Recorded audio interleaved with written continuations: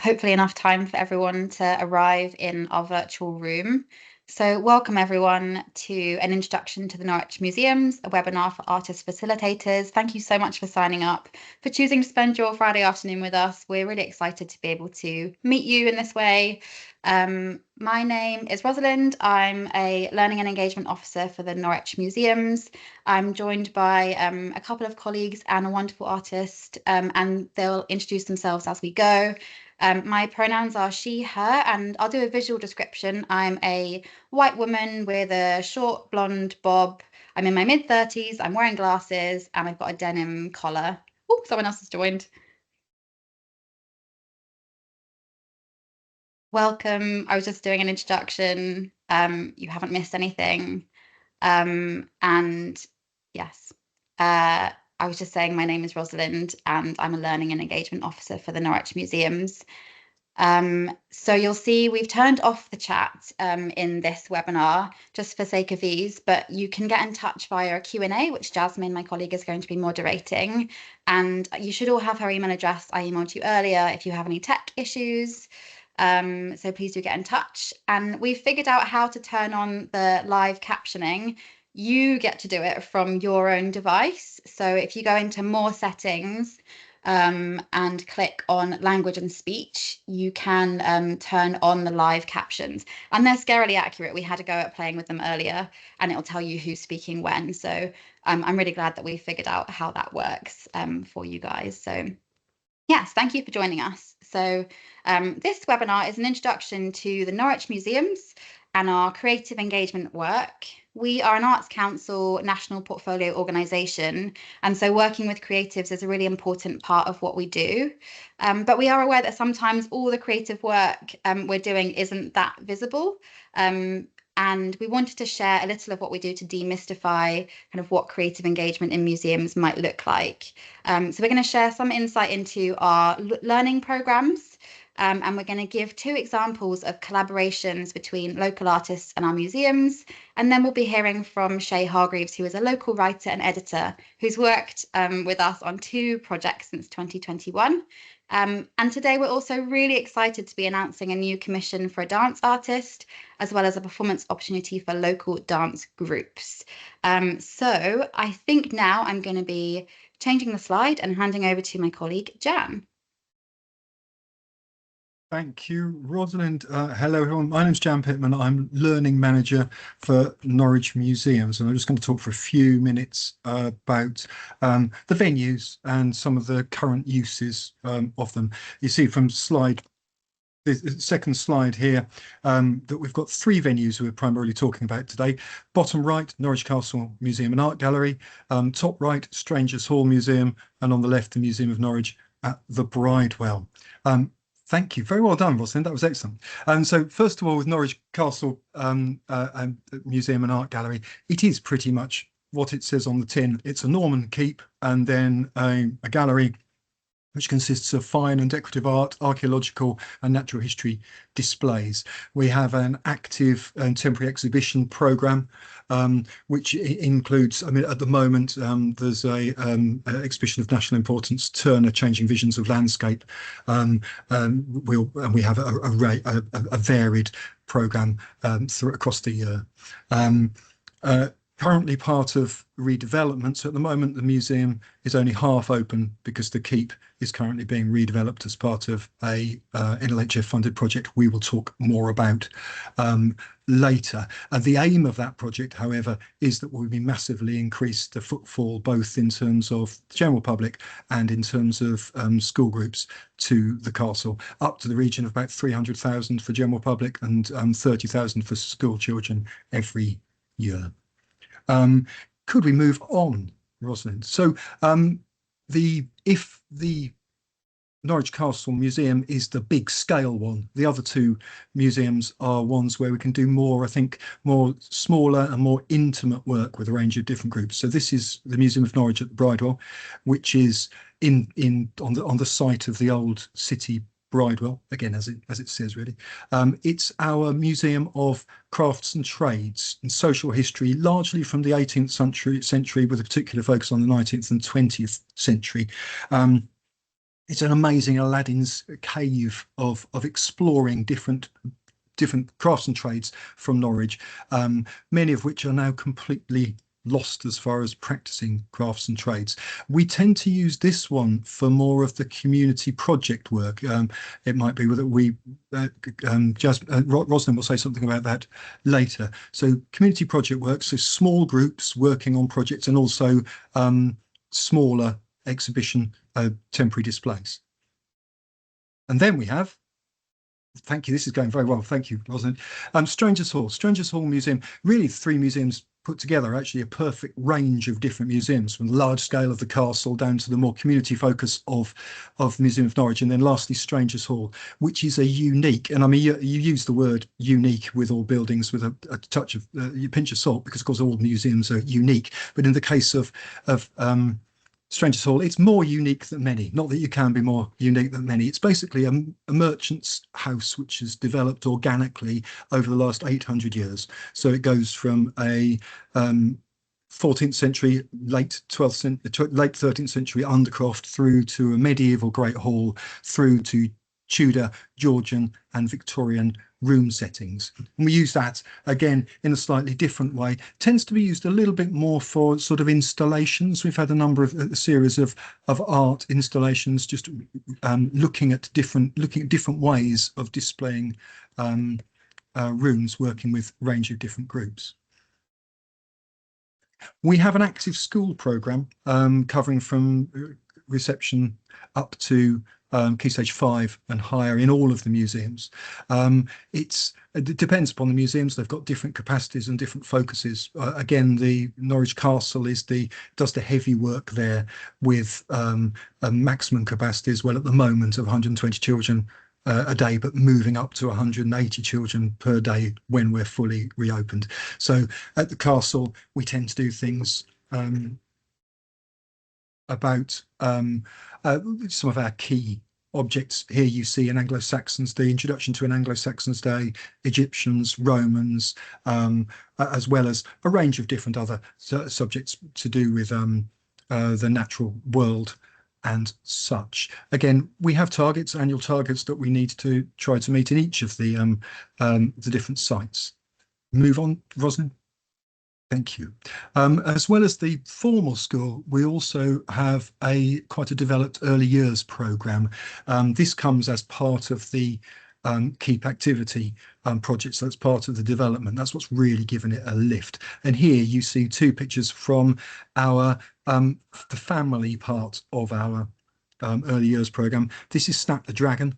And Snap the Dragon on the left is meeting a snapling. So twice every month we have a snapling and a Snapdragons group where we try to use our collections and settings to engage with our youngest visitors. On the left, 0 to 18 months. On the right, there's Jasmine engaging with 2 to 4-year-olds. But as well as that, we also, there we are, Jasmine.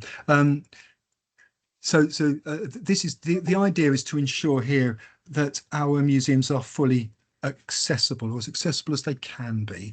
Now, obviously, one of the reasons that we have a developed schools programme is that that's one way that we can try to ensure that as many school children have access to our collections as possible. Maybe school children who, because of family circumstance, won't tend to visit as part of a family. The objective is that every school child in Norfolk should visit one of Norfolk Museum Services museums during their time in formal learning. Slightly different with the early years. That's when we're moving over to family audiences to try to make sure that we're accessible for, as I said, to the families of our youngest visitors. If you move on to the next one, Rosalind. So as part of that, we've got a broader offer, moving into the world of family learning, where we have school holiday events and activities, as well as early years and family Saturdays. So the second and the fourth Saturday of every month are an early years and a family Saturday respectively, and we put on specifically focused or targeted activities for those groups. It also has the great advantage, coming back to access, that we can offer free family tickets to areas with higher than the local average of free school meals for those days, and therefore try to ensure that we can get families visiting who otherwise may not be able to visit. And then finally, I think for me, moving on to our schools holiday program, we have an active schools holiday program, which again aims to bring in a range of different families to engage with particularly themed events. So, for instance, the most recent one has been focused on medieval collections and objects. In February, it will be focused upon the current temporary exhibition, so on Turner. And the idea is to find accessible ways of looking at our collections and settings to make sure they're accessible to all of our visitors. Thank you, Jan. Pleasure. We also have exhibition-specific programming.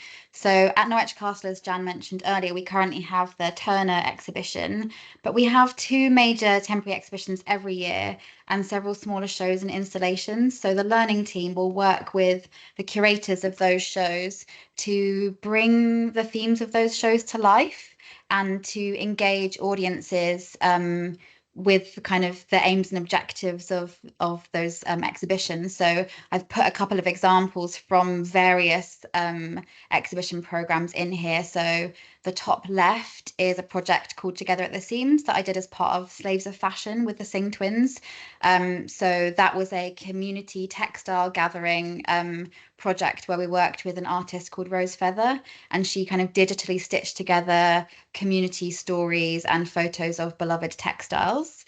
Then next on the right, kind of top right, is a picture book that a young person made as part of the Gloucester exhibition. So the last voyage of the Gloucester, we worked with an artist, Kate Munro, who put together this activity for us, where young people could kind of use collage to bring to life the kind of 7 points, the 7 parts of the story of the sinking of the Gloucester. We work with the deaf community, and we work with a young tour guide called Daniel Gillings. And so the photo in the middle of it is of him doing a BSL tour for the deaf community of Norwich Works.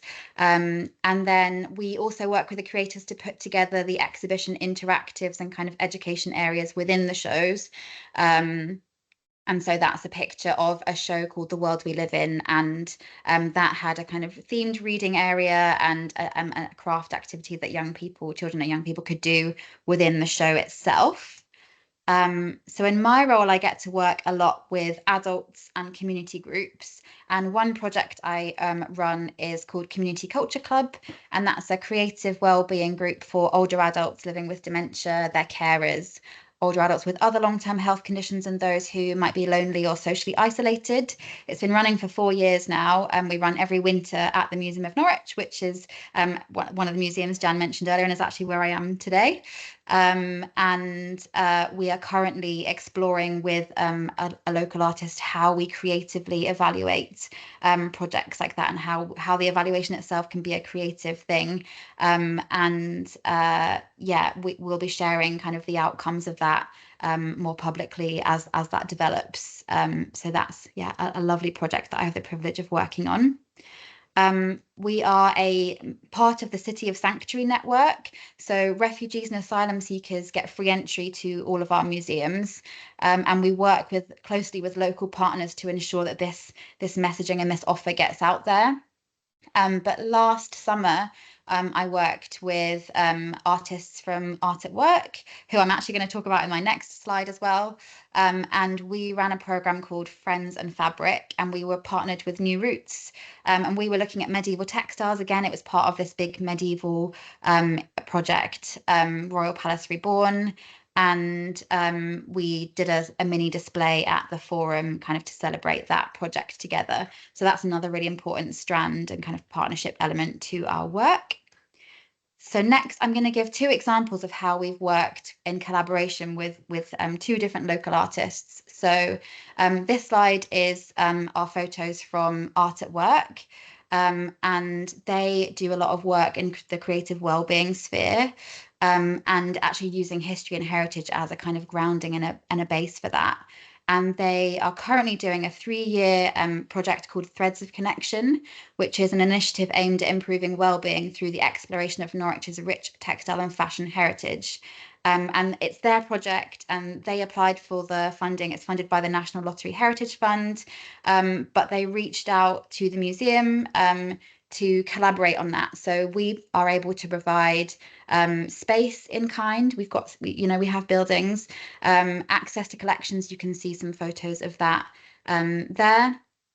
Some of those are from previous projects that they've done too, just as a disclaimer, and time with curators and kind of support from learning staff to help set up some of these initiatives. So, but really it's their project, but we get to, meet new people, participants, and learn new ways of working from meeting these artists. And it's from projects like this that kind of happen in collaboration with us that I then got to meet the artists from Art at Work. And I knew then that Holly, who is one of the 2 artists, used to run the refugee program at the Sainsbury Centre, which is why I then asked if she was interested in doing Friends and Fabric with me. So it's kind of these organic and ad hoc ways of meeting artists that have been really beautiful and fruitful. The next one is a project called Found, which is a spoken word and visual art project by artist Daisy Hentwood. And Daisy approached us. She'd had an idea for a project. She is a writer, and she wanted to create kind of new interpretation of objects at the Museum of Norwich, at Gresson Hall, and at Time and Tide. And she wanted to do that through community workshops, exploring the collections, and some poems would be written by communities and some would be written by her after this exploration. And she applied for grant funding from the Arts Council. So again, it was her project, but we provided that access to the collections. Myself and my 2 counterparts at Gresson Hall and Time and Tide, arranged workshops with community groups that we work with. So in Norwich, Daisy did a workshop with the Garages Creative Wellbeing Group, who are one of our partners, and the Norwich International Youth Project, again, part of that City of Sanctuary network. And then Daisy worked with JMC Anderson to put together this beautiful visual art representation of the work that was created. So yeah, again, these very lovely ways of working with artists. I will say, everyone knows it's a financially difficult time for all arts, culture, and heritage organisations, but at the moment, we do what we have to share the resources that we have, and we're really keen that they get used.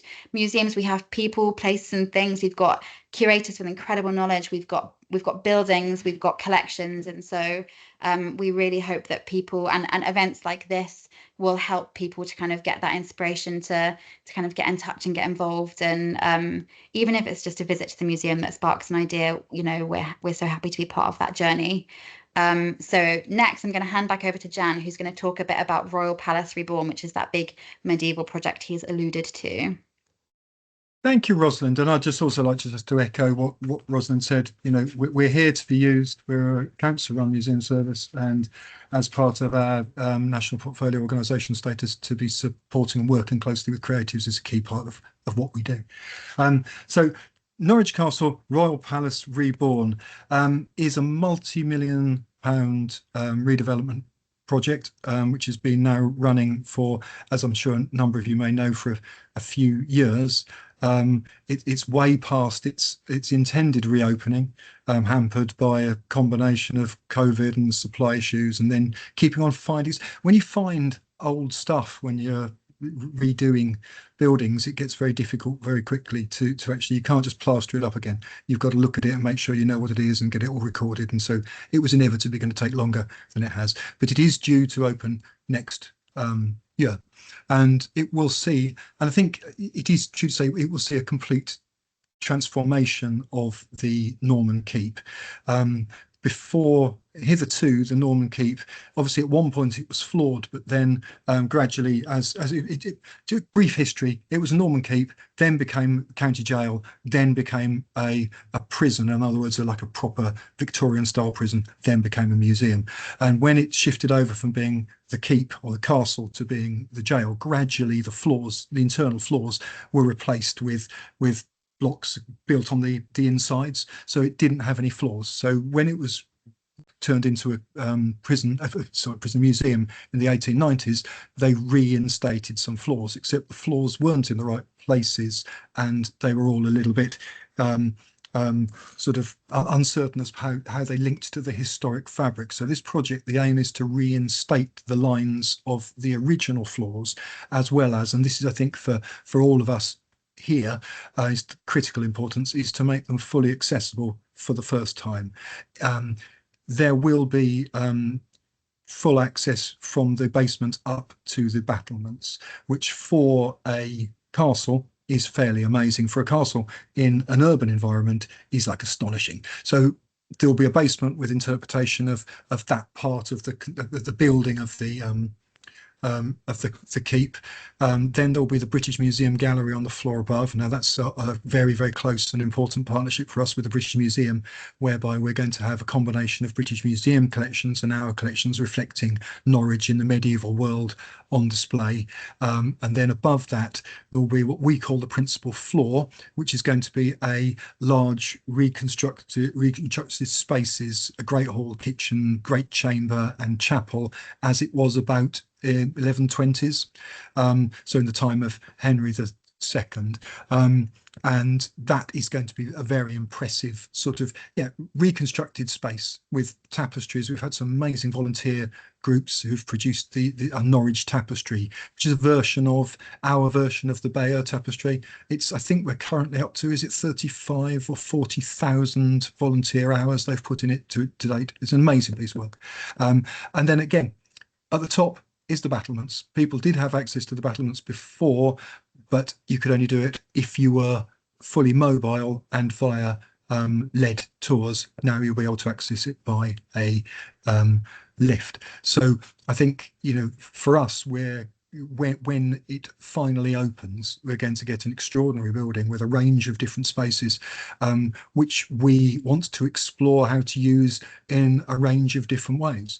And that probably is a good opportunity for me to lead into some of the other work we've done with the Keep Activity Plan, and pass over to Rosalind. Before I do that, just say Keep Activity Plan, I'm sure many of you know that with every NLHF funded project, there also comes a Keep Activity Plan, which pays for a series of activities, programs across the period of the project, in order to test how that space or that building will actually work with a range of different audiences.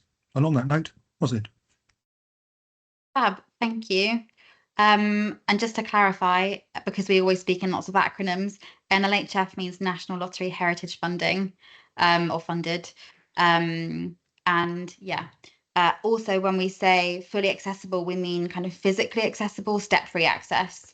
Because there's a lot that's encompassed in access, but we sometimes shorten that to saying fully accessible, but we mean physically accessible. So I think it's important to clarify that. So the Keep Activity Plan, as Jan says, it's been running for 5 years now, and it's been a really incredible opportunity to reach new audiences, to try different things.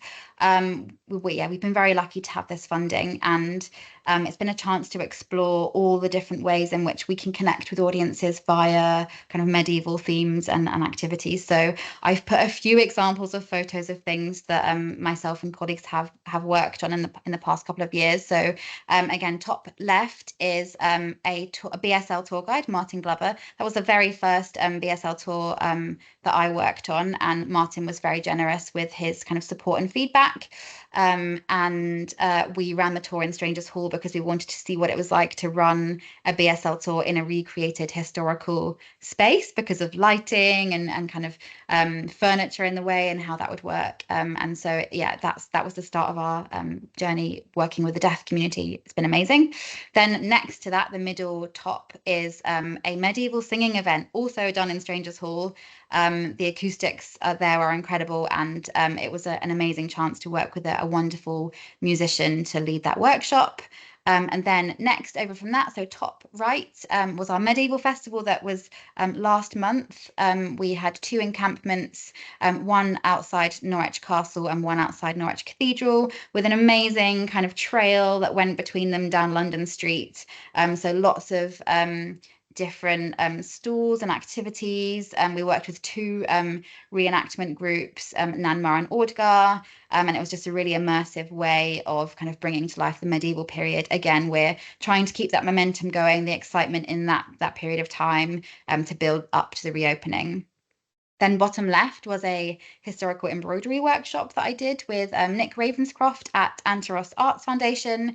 Again, because our building is being redeveloped, we've been doing lots of things at different sites, hence Strangers Hall, open air events, Antaros Arts Foundation, and then middle bottom is a symposium that we ran at St John Timberhill that was actually largely themed around kind of death and dying in the medieval period, but done in a really kind of beautiful way. It's hard to describe now. It was 2 years ago, so I can't exactly remember all the content, but it was again a lovely event, and that church used to be part of the castle grounds, no longer. But and then next to that is a manuscript and bookbinding workshop that we did with a conservator who had worked on one of the 2 medieval manuscripts that's going to go on display in the keep. So again, engaging, it was a kind of a creative well-being. We were working with adults with kind of moderate mental health needs, and we each got to rebind a book. I got to join in with that one because I wasn't leading it, which was amazing.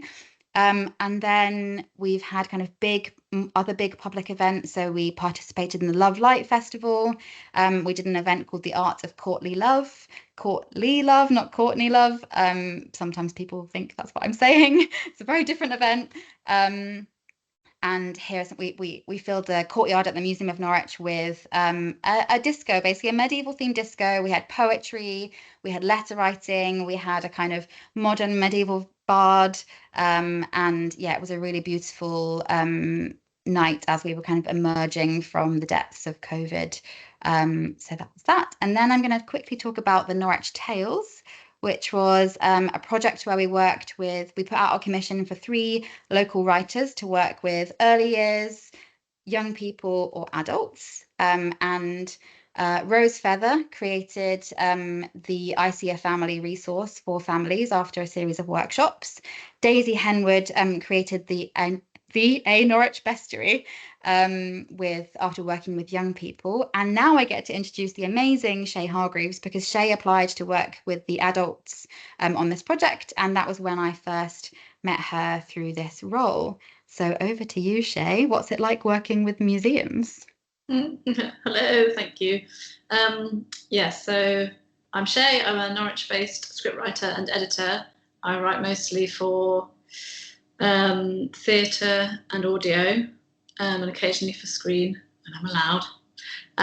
So as Rosalind said, I started working with the museums following my application to this sort of artist residency programme, the Norwich Tales, and I'll talk about that more in a minute. And then I continued working with Rosalind and Jan and the team at the Norwich Museums with a project this summer for an outdoor performance outside the Forum, which was kind of a celebratory thing as part of the Royal Palace Reborn and the redevelopment of the Keep.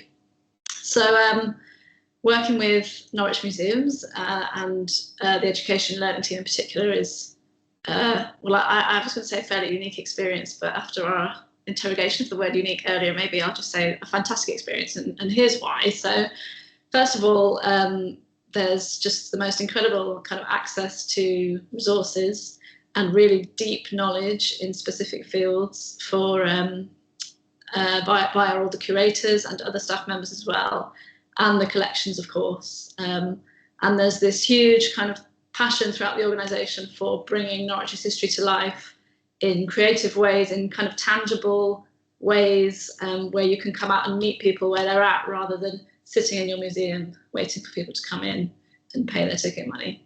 And there's this real sense, I believe there's a real sense among the staff that they're not gatekeepers, they are just so keen to share what they know and share these resources and do that in creative ways that will be really engaging and helpful for all sorts of people. And that's just something I really believe in too, and so it's a really lovely ethos to work within. There's a huge amount of enthusiasm and energy available among the staff, no matter how busy they might be, for supporting the artists that they do work with. So it isn't kind of that you are successful with a commission, or you go to them with a project and then you're kind of they approve it and then you're sort of on your own. It's very collaborative, full of energy, always helpful with questions you might have about particular research, providing a place to read and materials and resources to investigate with, bounce ideas around. Really hands-on team. I really enjoyed working with them on both occasions I did. And as I've said, they've got this great ethos that I love to work in. And the most important part of that for me really is that they are just so ready to share what they have with as many people as possible, with a wide variety of access requirements from all walks of life. And they're really committed to opening up all these different avenues into the museums or out of the museums. And that's just a really great kind of ethos to be involved in creatively and just as a human being. So the first piece of work I did with Norwich Museums was the Norwich Tales, which Rosalind mentioned just now. And it was made up of several strands: early years, young people, and then adults. And I was responsible for the adult kind of strand of that project. And we ended up creating a short, really short, tiny little film about two medieval nurses during the leprosy epidemic. And alongside that, I also got the opportunity to take workshops into various places, which was really great. And the second project I did with them was From Norwich with Love, which was the big outdoor performance this summer to kind of bring some of Norwich's slightly lesser known historical figures and events right into the kind of public heart of our city in a way that is free and just happened. So if you were passing by, you could stop and see it, and that was just how it was, accessible in that way. And I was really well supported throughout the kind of conception of the idea, the brief, which we sort of collaborated on together, pooling resources and ideas and contacts, and right down to sort of Jasmine making paper butterflies, not just one. We only needed one. Jasmine made at least 3. So there's just this huge drive for them to support your work and help you to get the best out of it for everyone, which is great. And I was just going to finish with a couple of practical points, because I think it's boring, but it's really important for freelancers to kind of know these things. So my experience with Norwich Museum Service payment mechanisms is that they're very efficient, they work really well, you get paid on time, and there's no bother. And that's actually just very important, in my opinion. So worth mentioning. In terms of kind of marketing, getting word out about the work you're doing with the museum service, they're very hot on that. They're very engaged. They kind of involved me with the marketing insofar as, did I have ideas? Did I want to come along should we arrange a photo shoot? That kind of thing. So for me, when I'm doing a solo project or working with one other artist, but no big organisation, the marketing is really tough. It sucks in a lot of hours. It's really hard work. But obviously this is a large organisation, and they're very good at what they do and drawing the public in. And so that is not a worry that I had, at least with marketing of the project. It was great. And finally, myself, I've got 3 young children. I'm a full-time freelancer. And I've always found the museum service to just be incredibly flexible, and wherever possible, of course, some dates, like performance dates, might be concrete, but wherever possible, as long as some notice is given, we've been able to work around my care and commitments, and just really want to thank them for that, because it isn't everybody that would do that, though everybody should. Thank you, Shay. And yeah, those things are really important to us as collaborators as well. So thank you. So next, so it's been amazing working with you too. So I should also say that. I should have led with that. But thank you. Okay, next I'm going to talk about our new commission, which we're very excited to be announcing today. So it's a project called Flight of the Falcon. and it's a performance project that's going to be taking place at the castle on Saturday, the 21st of June, 2025. So I believe that's summer solstice, which is also a lovely kind of coincidence. And we are looking for a dance artist to work with us on this exciting new performance commission. And this, again, is part of Royal Palace Reborn. And I want to thank our primary funders, National Lottery Heritage Fund and Norfolk County Council, for the opportunity to run projects like this.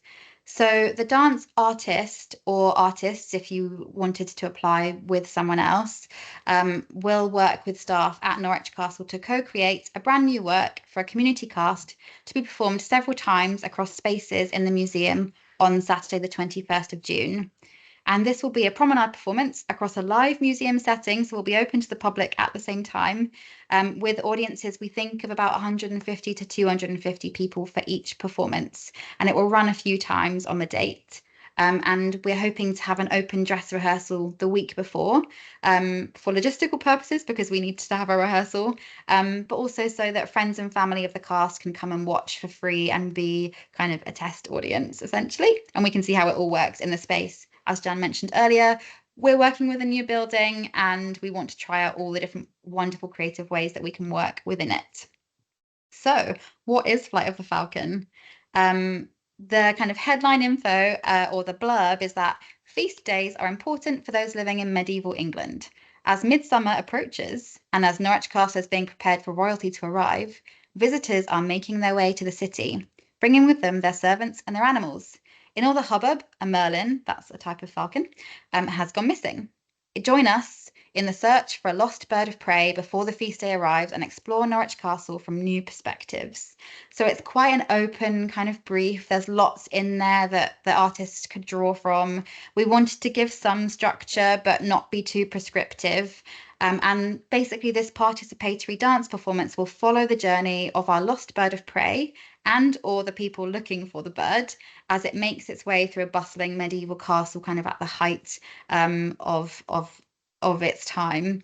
And this idea is inspired by research that our colleagues did in 2019. And we'll work with our lead artist to bring this premise to life in a really meaningful and exciting way. So how's it going to work?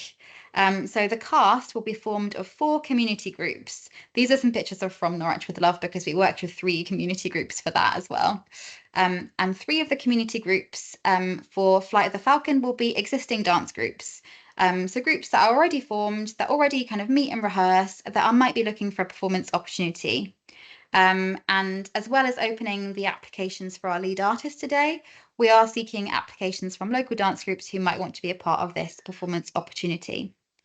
And the 4th group will be a completely new intergenerational community dance group that will be based at Norwich Castle. So they'll be our in-house group and formed specifically for this project. And that group doesn't exist yet. So we're really excited to work with someone to kind of bring that to life, however that is. As Shay mentioned, we're really flexible. We just want to try some new things. We want to invite more people into the building. Maybe that group won't end up performing. Maybe there'll be ushers for the performance, but we want to have a go at kind of inviting new people to have an experience of movement and dance. I thought I'd share some key dates, but this information is now all on our website as well. So some key dates for the project. Obviously, today is the artist webinar and the application's open at 4 o'clock today. So in 21 minutes for the lead artist and the dance groups. And they are open for just under 2 weeks. They close at midnight on the 19th of December. And that's because I wanted to be available for when the whole time those applications are open, if people have questions. So I'm working up until the 20th of December. So that's why it's that window. The project will start on the 8th of February.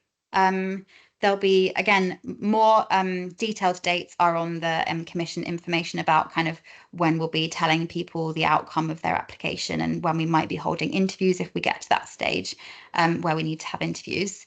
And then the idea is that we'll rehearse with our group on the 2nd and 4th Saturday of every month.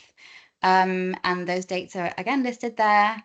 And with our existing dance groups, we'll have 2 workshops for their leaders to come to and to get inspiration on the theme, maybe some movement motifs, whatever the lead artist decides is relevant to share with those groups for them to create work in their own settings. And then there'll be a check-in with those groups again. Then 14th of June, our dress rehearsal, 21st of June, our performance. So it's going to be a 5-month project we anticipate, starting in February and running until June. As Shay said, some dates obviously are set when we do a project like this, and they are all included in the commission document again. So you don't have to like take a photo of this, or, you know, the dates are written down. But, you know, subject to artist availability on the other dates, we can discuss those. If you couldn't make some of those, we can be flexible. So we are looking for a dance artist or dance artists with experience of working in partnership with a variety of organisations, experience of leading work with diverse community groups with a range of participants, experience of creating work for unusual performance spaces. We are a fully operational museum, or we will be, and things might change quickly throughout this process. So we're also looking for someone who has a flexible and optimistic approach. In return, we can offer you an outline brief to help guide your work. So that's some of the information that I've shared, but we have the research that I mentioned. Curatorial and learning support to help you get to know about the collections and the medieval stories that will be at the heart of our new medieval gallery at Norwich Castle and provide inspiration for your work. Learning and communications team support to plan, promote and run any workshops, any of the groups I've mentioned. We will be doing the kind of logistical administration of those. We want our artists to be able to turn up and deliver the artistic side of the brief. We will worry about getting people to the workshops. The opportunity to present your new work to museum audiences and local people. And importantly, a fee of £4,000, which equates to 20 days of work at a freelance artist rate of £200 a day. And we'll pay you in 4 instalments of £1,000 on kind of dates that we've just decided together on receipt of invoices.